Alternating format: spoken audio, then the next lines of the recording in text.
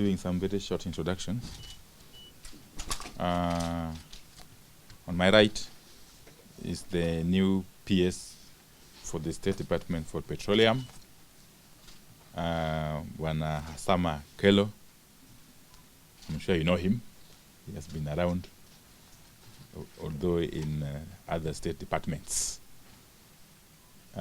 We have Bwana Edward Kinywa, the Director for Petroleum and Gas at EPRA. Behind us here, we have Bwana Joseph Otieno, who is the Commissioner for Petroleum.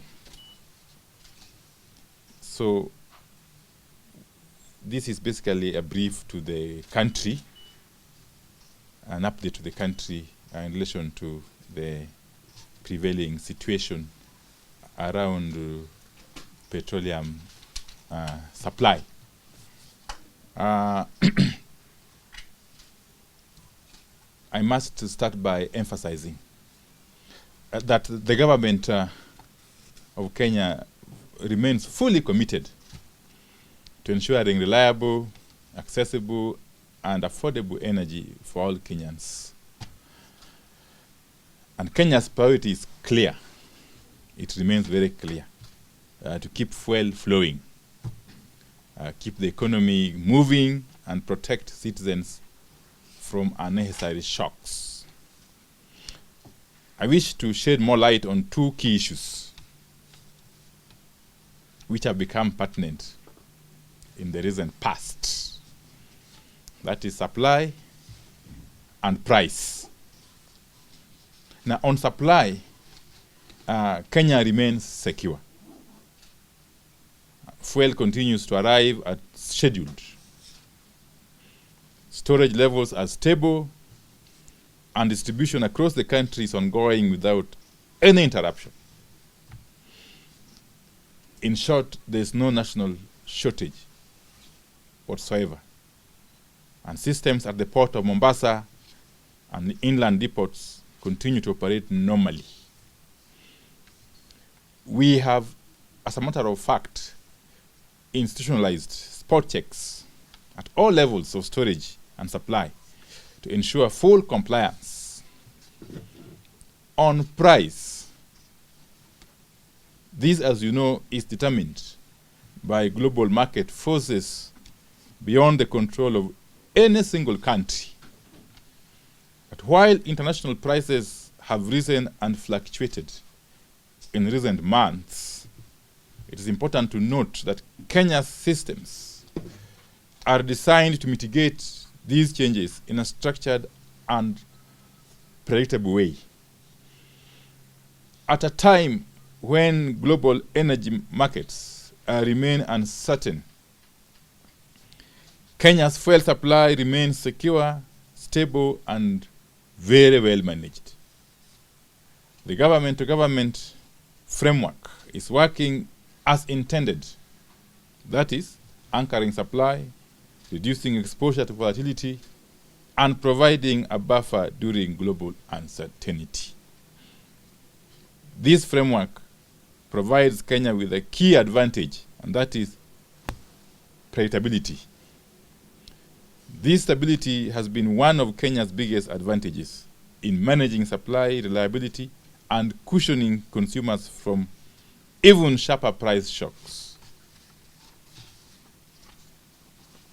And let me say this, again, for avoidance of doubt, that it is principally because of the G2G fuel importation framework that Kenya has not suffered the kind of petroleum product shortages that have been witnessed in a vast number of countries in the region and beyond.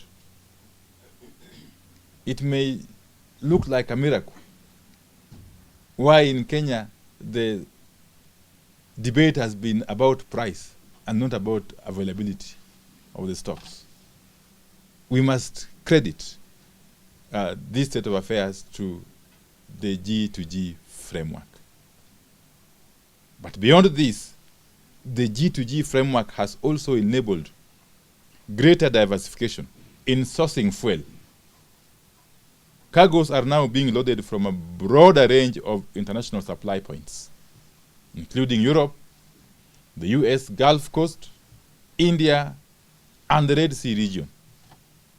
Again, let me clarify, because a while back, there was a misrepresentation from certain political quarters that Kenyan fuel was not passing through the Strait of Hormuz.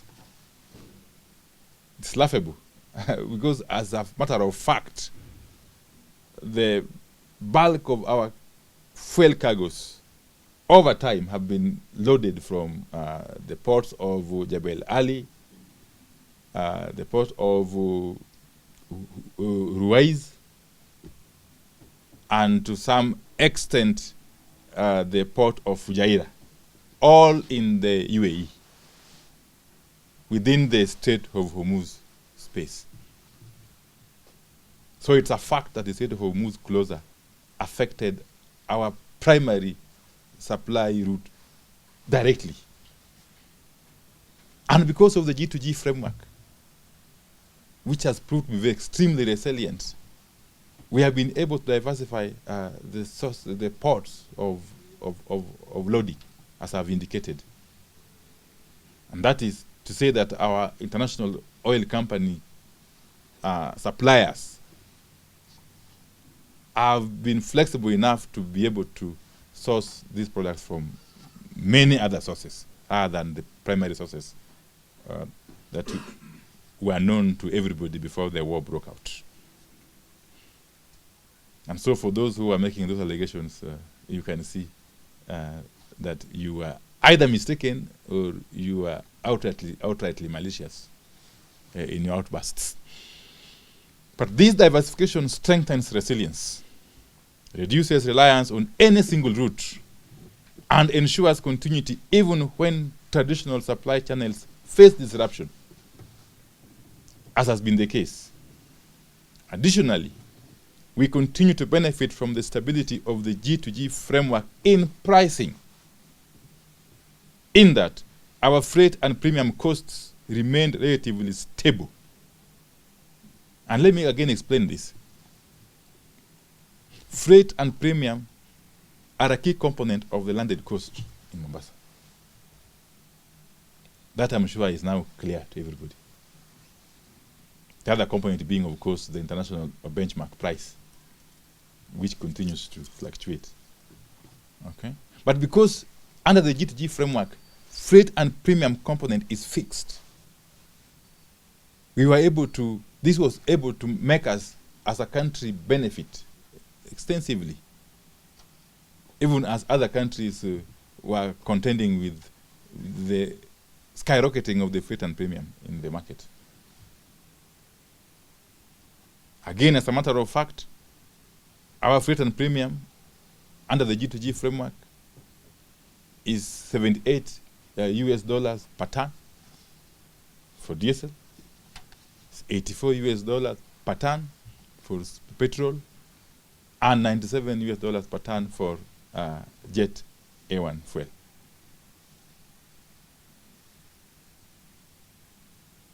While some markets, which were exposed to open spot purchasing, experienced freight and premium costs rising to approximately US dollar 250 to 300 per ton during this period.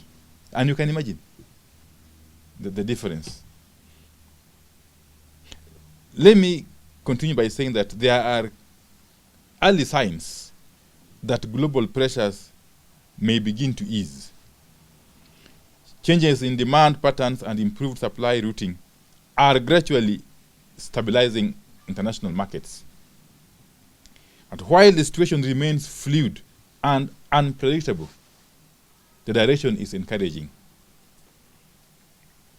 In the fullness of time, as global conditions stabilize, Kenyans can expect the benefits to be felt progressively through the system.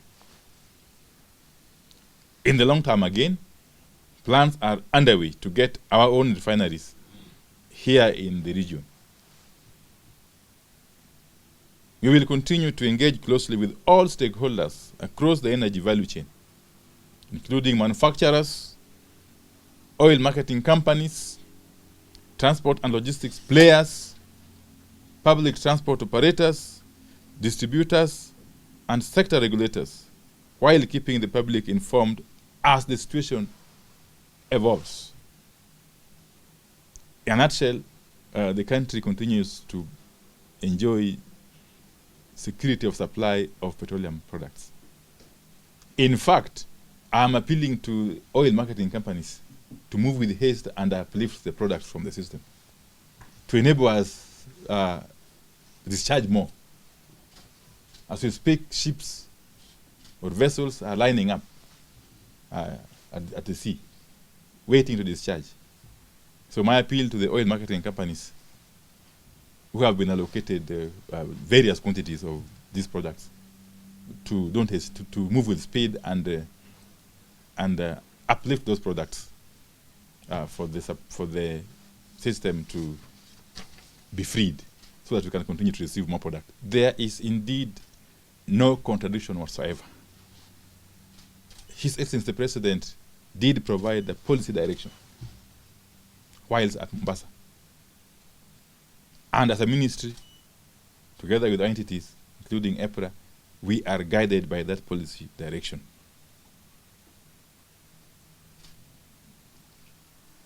That does not in any way negate the established process of price determination by EPRA.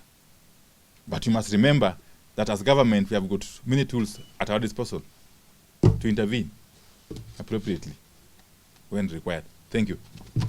Thank you very much, and God bless.